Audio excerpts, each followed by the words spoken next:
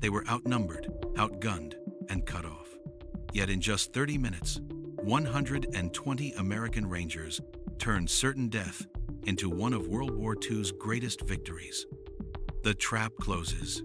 In 120 Rangers versus 1,000 Japanese, March 16th, 1944, Cabanatuan Valley, Luzon, Philippines. The sun was already brutal by mid-morning, beating down through the tall kogon grass that swayed like an ocean of fire. Dust shimmered above the trail as 120 men from the 6th Ranger Battalion advanced cautiously, rifles ready, sweat-cutting trails through faces smeared with mud and gun oil. Captain Walter Walt Reynolds raised a clenched fist, a silent signal. The column froze.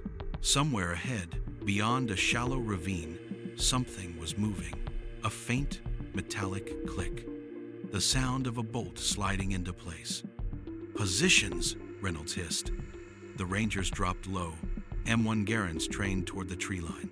For a heartbeat, the jungle was silent, then erupted. Machine gun fire ripped across the grass like tearing canvas. Mortar shells shrieked overhead and exploded behind the column. The earth shook as explosions flung dirt and debris into the air. The Japanese had been waiting. Within seconds, the Rangers realized the truth. They weren't in an ambush. They were surrounded. The realization. Reynolds ducked behind a termite mound, shouting into his radio. "Command, this is Able Company, we're pinned. Estimated strength 1,000 enemy. Repeat, 1,000. The radio crackled with static, then silence. The line was dead. The Japanese had cut communications. A runner slid into cover beside him, Sergeant Jack Donnelly, the company's grizzled squad leader. "Sir, they're coming from the east too. We're boxed in." Reynolds scanned the field eyes, darting over the chaotic scene. They'd marched straight into a Japanese pincer. To the north, machine gun nests dug into the hillside. To the south, infantry were advancing through the trees, bayonets flashing in the light. The Rangers were outnumbered nearly 10 to 1.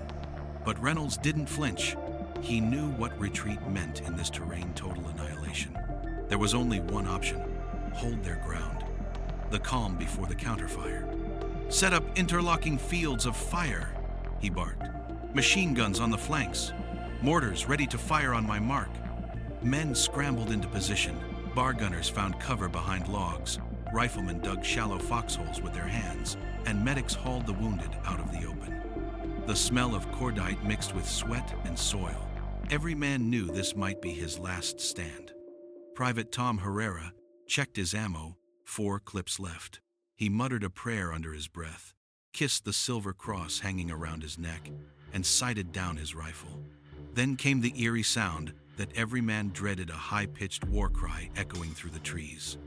"Banzai!" Hundreds of Japanese soldiers broke from the tree line, charging through the grass with rifles and bayonets. Their eyes wild, their faces painted with mud and rage. The Rangers opened fire. The first wave. Garand's cracked in unison, ping, ping, ping. Brass casings spilled onto the dirt as the front ranks of Japanese fell. Still, they came, leaping over the dead, closing in fast. "Hold the line!" Reynolds shouted. "Don't waste your rounds!" Sergeant Donnelly's bar hammered through the noise, mowing down another group of attackers. "That's right! You bastards! Come get it!" he roared, smoke pouring from the barrel. Mortar shells from the Ranger rear exploded among the charging Japanese, scattering limbs and rifles. Yet the survivors kept advancing, fanatical and relentless. One Ranger screamed as a grenade detonated near his foxhole, sending shrapnel through his shoulder. A medic dragged him back, his uniform soaked in blood. The air was a living wall of noise, bullets, screams, explosions, and the chilling sound of steel meeting flesh. A plan born from chaos. By the 20-minute mark, the first assault had been repelled. The grassland before them was a killing field, littered with hundreds of Japanese dead. But Reynolds knew it wasn't over. The enemy would regroup. He turned to his platoon sergeant. "They'll come again bigger this time. They're testing our line." Reynolds knelt in the dirt and began sketching a plan with the tip of his knife. We'll let them think they've broken through. When they rush the center, we collapse both flanks and hit them from 3 sides. Tight kill zone, point-blank range. It was a desperate gamble, but it was pure Ranger doctrine. Controlled aggression, precision, and speed. The men took their new positions, reloading weapons, whispering quiet prayers. The silence before the storm returned, thick and heavy. Then the jungle roared again. Hundreds more Japanese soldiers emerged, screaming their war cries, charging right into the narrow valley where the Rangers waited. Captain Reynolds gave the signal. Now. 2 flanking squads opened up with everything they had. BARs, Thompsons, and Garans, firing in deadly unison. The kill zone lit up with muzzle flashes as the Japanese charge dissolved under a storm of lead. For 30 minutes straight, the battle raged relentless, close and brutal. The Rangers fired until their rifles smoked and barrels glowed red. Every shot counted. By the time the gunfire finally died, over 500 Japanese soldiers lay dead or dying across the field. Reynolds stood up slowly, ears ringing from the concussion of battle. He surveyed the carnage, the once green field now blackened with smoke and strewn with bodies. 120 Rangers, 500 enemies down. They'd turned an ambush into a massacre. But as he looked toward the horizon, movement in the distance caught his eye, more figures advancing through the smoke. The nightmare wasn't over yet. The final stand fire, steel, and survival. March 16th, 1944, Cabanatuan Valley, Luzon. The battlefield was silent for a moment, unnervingly so. Smoke hung low over the field, twisting in the humid air. Then, through the haze, came the unmistakable sound of boots, hundreds of them pounding the earth. Captain Reynolds raised his binoculars. Beyond the drifting smoke, new Japanese units were forming up, methodically moving in columns. He could see the distinctive helmets and bayonets glinting in the morning sun. They were bringing up mortars and even light machine guns on tripods. The Rangers had beaten back 2 waves, but the third would be different. This wasn't a blind charge. It was a counter-assault, coordinated, deliberate, and overwhelming. "Get ready," Reynolds said quietly. His voice carried just enough to reach the men crouched along the line. They're bringing hell with them. The Japanese counterattack. It began with a whistle, then boom. The first mortar shell landed among the Rangers' rear positions. Dirt and shrapnel tore through the air, sending men diving for cover. "Medic!" someone screamed. Reynolds ducked as another round exploded, shredding the foliage above him. The Japanese were walking their mortar fire forward, inch by inch, toward the main Ranger line. "Spread out! Keep your spacing!" Sergeant Donnelly shouted, waving his men toward the flanks. But there was nowhere to go. Behind them was dense jungle, impossible to move through fast. Ahead was a killing field they'd already painted red. Private Herrera reloaded his Garand, hands shaking. His last clip. Around him, the other men were low on ammunition too. Boxes of 30-06 rounds were nearly empty. The machine gunners were down to their final belts. "Captain!" a voice yelled over the chaos. "We're running dry." Reynolds didn't hesitate. "We hold what we've got.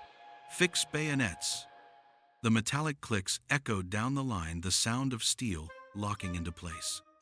The charge through smoke. Out of the haze, Japanese soldiers surged again, this time under cover of mortar fire. They sprinted low, shouting, their officers waving swords. It was no longer a firefight, it was hand-to-hand. A Japanese soldier leaped into a foxhole, thrusting his bayonet. Donnelly caught the man mid-strike, parrying with the barrel of his BAR before smashing the butt into the soldier's jaw. Blood sprayed. Another attacker rushed him. Donnelly fired point blank, the shot echoing like thunder. Herrera shot one, then another. Ping! His rifle ran dry. He grabbed the sidearm from a fallen comrade and kept firing until it clicked empty. Then came the blade. He drew his trench knife and lunged as another enemy came over the edge of his pit. The two rolled in the dirt, fighting for control, until Herrera plunged the knife home. The jungle had become a madhouse, men screaming, rifles cracking, blades clashing, grenades exploding at arm's length, holding the impossible line. Through the smoke and chaos, Captain Reynolds crawled to a wounded ranger, clutching his stomach. "Stay with me, son," he said, pressing a field dressing into the wound. "You're not dying out here." But when he looked up, he saw something that made his blood run cold. The Japanese had flanked them again, moving through a shallow creek bed to the west. If they broke through there, the Rangers would be surrounded a second time. Reynolds sprinted across the field, bullets zipping past. He found a handful of men still able to fight 10, maybe 12. "Follow me," he yelled. "We plug that gap, or none of us get out alive."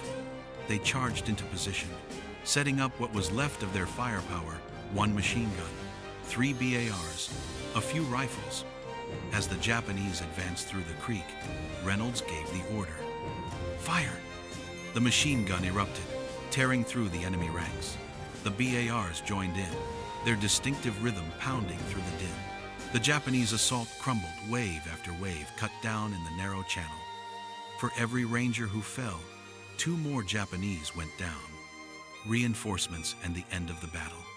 By noon, the sound of gunfire began to fade. The remaining Japanese survivors, perhaps a few dozen, were pulling back into the jungle, dragging their wounded. Then, faintly at first, came a distant rumble, the deep, rhythmic thud of American mortars. Reynolds looked toward the ridgeline smoke markers arced into the sky. The 6th Ranger Battalion's main force had finally caught up. Moments later, shells began to fall on the retreating enemy, sending shockwaves through the valley. The surviving Japanese scattered. The battle was over. The Rangers had held for 3 hours, but the worst of it, the deadliest 30 minutes, had already sealed their legend. Aftermath. The battlefield was quiet now, save for the buzzing of flies and the groans of the wounded. Of the 120 Rangers who entered the valley, 28 were dead, 43 wounded. The rest were covered in dust, blood, and exhaustion. Across the field lay over 500 Japanese bodies, the price of their relentless assault. Sergeant Donnelly lit a cigarette with trembling hands. "You think they'll believe this back home?" he muttered. Reynolds looked out across the smoke-filled valley. "Doesn't matter if they do," he said softly. "We were here." He lowered his gaze, hearing the distant echo of artillery rolling through the mountains. For now, the valley was theirs. But in the Pacific, there was always another fight, waiting just beyond the next ridge.